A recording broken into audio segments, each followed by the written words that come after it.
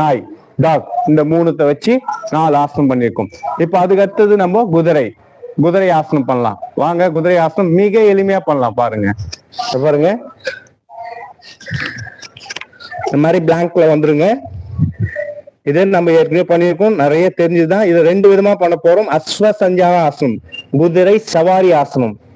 இத பாருங்க, ஒரு கால் வலது காலை எடுக்கிறேன், இல்லைன்னா இடது காலை எடுக்கிறேன், வெளிப்பக்கமா நான் வச்சுட்டேன். இதுல இருந்து எவ்வளவு ஆசனங்கள் வருதுன்னு நீங்களே பாருங்க. நீங்க கீழே பிளேஸ் பண்ணிட்டேன், அப்படியே ஸ்ட்ரெச் பண்ணி 1 2 3 4 5 6 7 8 9 10. அப் குதிரை சவாரி ஆசனம், அஸ்வ சஞ்சாசனம். அடுத்த கால் நீயே பிளேஸ் பண்ணிட்ட, நல்லா ஸ்ட்ரெச் பண்ணலாம். 1 2 3 4 5 6 7 8 9 10. நல்லா அப் பண்ணீங்க. இந்த இப்படியும் செய்யலாம், 2 கைக்கும் நடுவுலயும் கொண்டு போகலாம். அந்த பாருங்க,